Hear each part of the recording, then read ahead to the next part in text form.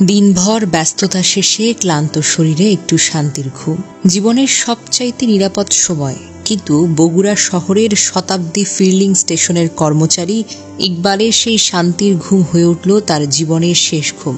সামাজিক যোগাযোগ মাধ্যমে ছড়িয়ে পড়া সিসিটিভি ফুটেজের দৃশ্য যেন রক্ত হিম করে দেয়। দেখা যায় নিরীহ ইকবাল একা একা ঘরে শুয়ে আছেন। চোখ হয়তো ভারী হয়ে এসেছে, শরীরটা বারবার চুলকাচ্ছেন। মনে হচ্ছে যেন অদৃশ্য কোনো কণ্ঠ তাকে বারবার সাবধান করছে, উঠে যাও, উঠে যাও, তোমার বিপদ। কিন্তু সে বিপদ থেকে নিজেকে রক্ষা করতে পারেননি। কিছুক্ষণ পর রাতের অন্ধকার চিরে এক নরপিশাচ টর্চ লাইট হাতে প্রবেশ করে ঘরে। নিঃশব্দে দরজা খুলে বাহিরে যায় সে। বাহিরে হঠাৎ করেই কুকুরের ঘেউ ঘেউ শব্দ তীব্র হয়ে ওঠে, যেন প্রকৃতি নিজেই সতর্ক করে দিচ্ছিল অপরাধ আসছে, মৃত্যু আসছে। কিন্তু অচেতন ঘুমে অজানা এক দুর্ভোগের অপেক্ষায় ছিলেন ইকবাল। দীর্ঘক্ষণ বাহিরে থেকে ঘাতক আবার ফিরে আসে।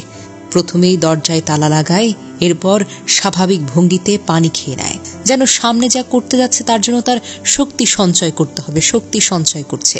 তারপর যা ঘটল তা কল্পনা করাও যেন ভয়ঙ্কর। লুকানো একটা হাতুড়ি দিয়ে একের পর এক করতে থাকে ইকবালের মাথায়। প্রথমে আঘাতেই কান বেয়ে গড়িয়ে পড়ে লাল রক্ত, কিন্তু রক্ত দেখেও থামেনি সেই হিংস্র দানব, বরং আরো উন্মত্ত হয়ে যায়। ইকবালের মুখের দিকে আঘাত হানতে শুরু করে।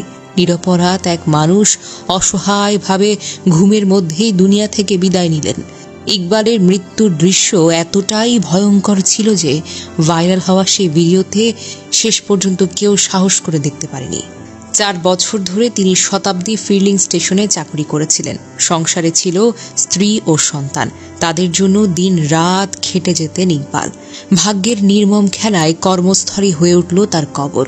খুনিরা তাকে নৃশংসভাবে হত্যার পর মরদেহটা রেখে যায় স্টেশনের ঘরে। সকালে সহকর্মী ও স্থানীয়রা লাশ উদ্ধার করতে আসলে পুরো এলাকায় নেমে আসে শোক ও আতঙ্কের ছায়া। ইকবালের বোন সাদিয়া খাতুন বলেন, তার ভাই ছিলেন 2 বোনের একমাত্র ভাই, পরিবারের প্রধান উপার্জনক্ষম ব্যক্তি। কোনো শত্রু ছিল না। ইকবালের স্ত্রী নূপুর খাতুন, যিনি 5 মাসের অন্তঃসত্ত্বা, এই ঘটনায় গভীর শোকে বিহ্বল। সাদিয়া তার ভাইয়ের খুনিদের দ্রুত শনাক্ত করে দৃষ্টান্তমূলক শাস্তির দাবি জানিয়েছেন। বগুড়ার অতিরিক্ত পুলিশ সুপার হোসাইন মোহাম্মদ রায়হান গণমাধ্যমকে জানান, এটা একটা নৃশংস হত্যাকাণ্ড। পুলিশ ঘটনাটি গুরুত্বের সাথে তদন্ত করছে এবং ঘাতককে গ্রেফতারে অভিযান চলছে। এই ঘটনার সিসিটিভি ফুটেজ সামাজিক মাধ্যমে ছড়িয়ে পড়েছে, যা দেখে মানুষের মনে শোক, ক্ষোভ আর ভয়ের সঞ্চার হয়েছে। ফুটেজের নৃশংসতা এতটাই ভয়াবহ যে অনেকে তা দেখার পর্যন্ত সাহস পায়নি। এই ঘটনা সমাজের নিরাপত্তাহীনতার একটা চিত্র। কুকুরের ঘেউ ঘেউ শব্দ, ইকবালের অজান্তে শরীর চুলকানো, এসব দৃশ্য যেন একটা ট্র্যাজেডির পূর্বাভাস দিচ্ছিল। কিন্তু ইকবালকে বাঁচানো গেল না। এক মুহূর্তের ঘুম ইকবালের জীবন কেড়ে নিল। পরিবারের সব স্বপ্ন চুরমার হয়ে যায়। এ কেমন নরপিশাচ ঘাতক? কেনই বা এমন নৃশংসভাবে একজন সাধারণ মানুষকে হত্যা করল? এমন প্রশ্নে আজ কাঁপছে গোটা বগুড়া শহর। ইকবাল হোসেনের মর্মান্তিক মৃত্যু কেবল তার পরিবারের জন্য নয়, আমাদের সমাজের জন্য কি বড় রকমের ক্ষতি নয়?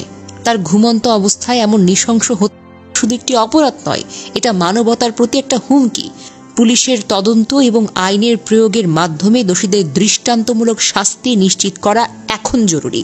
ইকবালের পরিবারের জন্য ন্যায় বিচার এবং সমাজে নিরাপত্তা ফিরিয়ে আনা এখন সময়ের দাবি।